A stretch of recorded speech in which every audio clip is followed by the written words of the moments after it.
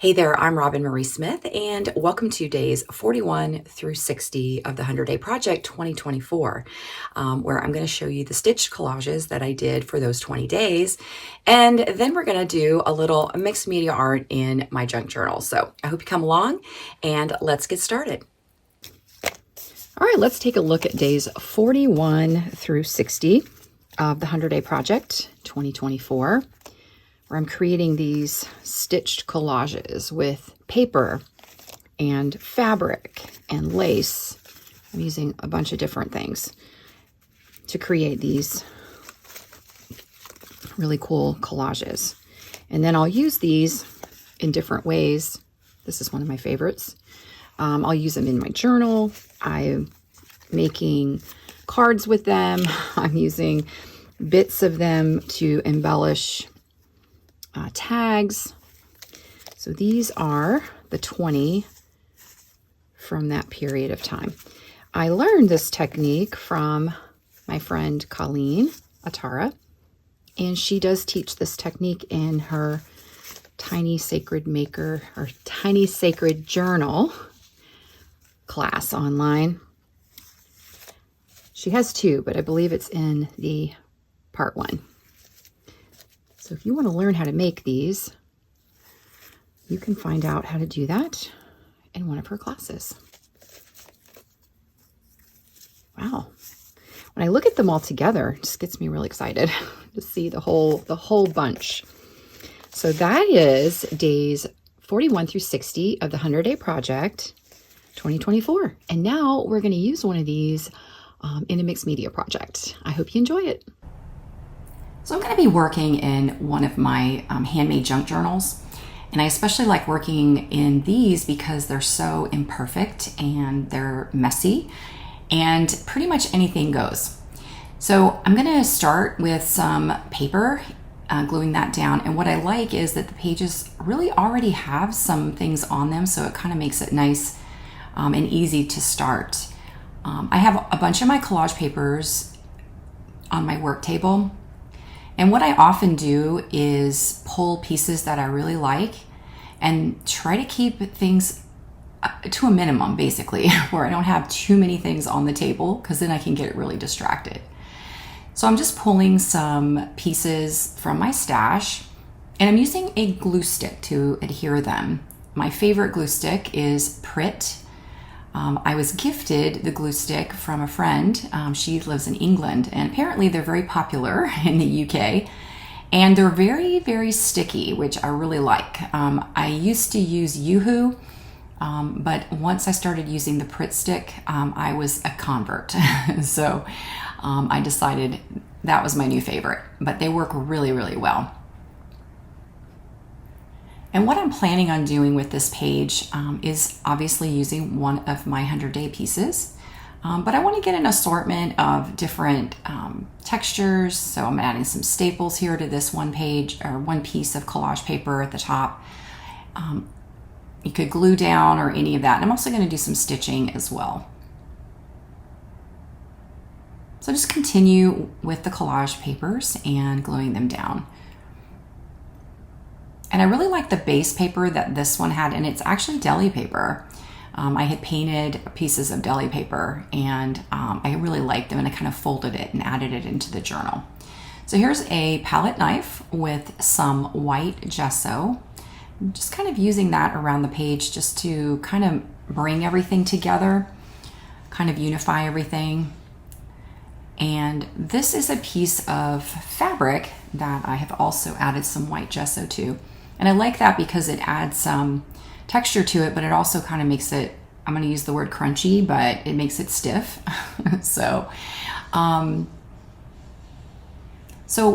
100-day pieces are part of a collection that I'll end up with 100 that are stitched papers. There's fabric, lace, ribbon, all kinds of different things using a product called Solvy. And once you stitch everything to it, and you soak it off, it disappears, and then you're left with what you have stitched onto that piece of Solvy. And I'm some of my pages, I'm taking almost the whole thing that I made, the whole collage, stitch collage. But for this one, I'm just using a portion of it. And then I'll save those other little pieces and I'll use them later in another project. So back to the piece of fabric with the gesso on it. I have a needle, an embroidery needle, and some black thread.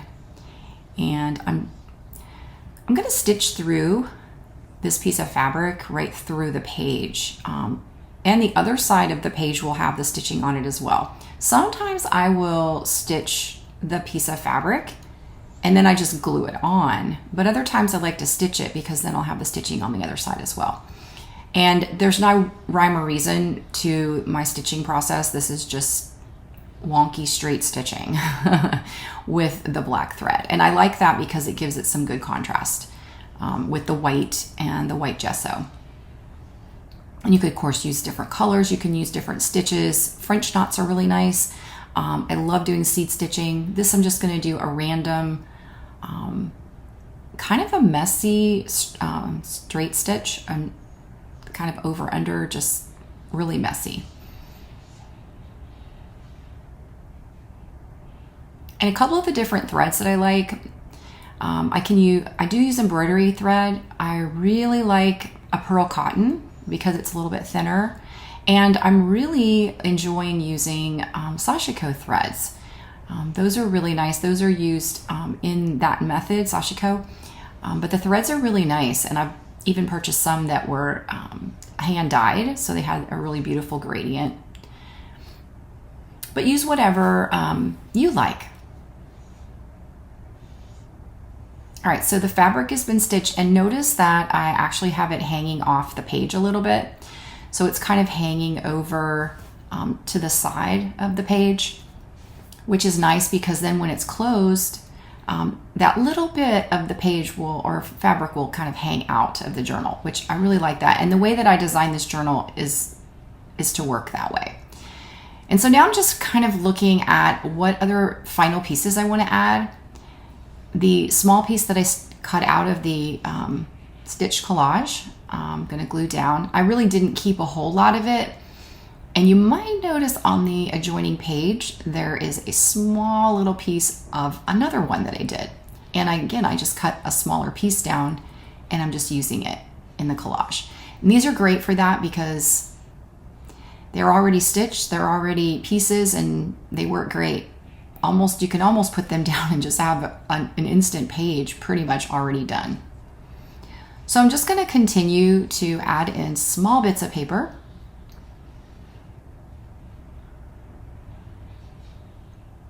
Just seeing if there's any other finishing touches that I want to add to the design. And sometimes it's the smallest little piece of scrap that you have on your table that ends up working and being exactly what you wanted. And one of the things I like about this piece that I put down here is that it kind of breaks up the color, the black that was up there. But it also, so it gives it that shape, that kind of a half circle shape. Now I also save threads, all kinds of threads, sewing threads, embroidery threads, and I just save them in a little pot, a little cup. And that way, when I just need some texture or I just want to put a little bit of thread on one of my pages, I just pull that over and I can just grab some. I've even pulled some off the floor when I'm sewing and I've cut threads. I just save all of those. And I'm just gluing that little bit to the bottom of the page. Now, here's a white oil pastel. I was deciding that I wanted to add a little bit of marks up there at the top over that blue and the black. I wanted it to not look like it was sitting right there on top of the page. This is a Carbothello pastel pencil in violet, and I just dip it in water and just made a mark on the page.